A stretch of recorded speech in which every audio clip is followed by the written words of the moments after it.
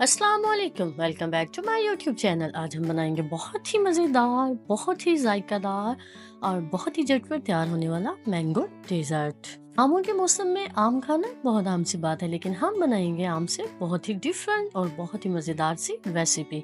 चलिए जी, इसको बनाना शुरू करते हैं। बिस्मिल्लाहिर्रहमानिर्रहीम। मैंगो डेजर्ट बनाने के लिए सबसे पहले हम मैंगोज लेंगे, उनको हम अच्छे से धो लेंगे, धोकर हम उनको छील लेंगे, छील कर हम उनका पल्प निकाल लेंगे और फिर हम उनको ब्लेंडर जग में शामिल कर लेंगे और ब्लेंड कर लेंगे।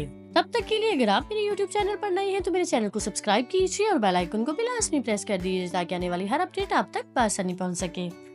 मैंगोज को हमने थोड़ी देर के लिए ब्लेंड करना और फिर हमने इसमें शामिल कर देनी है शुगर।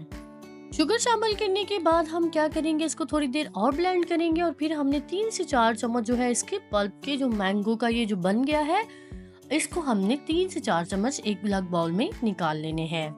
इसके बाद हम अपने ब्लेंडर जग में शामिल करेंगे फ्रेश क्रीम, जो कि मैंने यहाँ पर तकरीबन 1 कप ली है। हम अपने इस मैंगो के पल्प को फ्रेश क्रीम के साथ बहुत अच्छे से ब्लेंड करेंगे।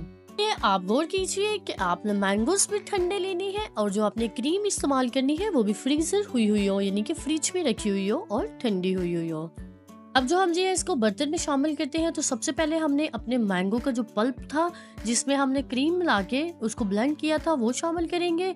उसके बाद हम इसमें थोड़े से मैंगो चॉप्स जो है वो शामिल करेंगे। हमने जो मैंगो का पल्प निकाल के पहले से रख लिया था वो 2 से 3 चम्मच ऐड करेंगे और इसको हमने इर्द गिर्द फैला देना है। दोबारा से हमने इसके ऊपर वो वाला पल्प शामिल करना है जिसमें हमने फ्रेश क्रीम शामिल की थी और लास्ट में हमने मैंगो का पल्प जो पहले निकाल के रख लिया था उसको थोड़ा थोड़ा करके ऐसे चम्मच की मदद से अपने बाउल के ऊपर लगाना है। और उसके बाद हम क्या करेंगे, इसको टूथपिक की मदद से ऐसे ऐसे गोल गोल घुमाकर इसका बहुत प्यारा सा डिजाइन तैयार कर लेंगे।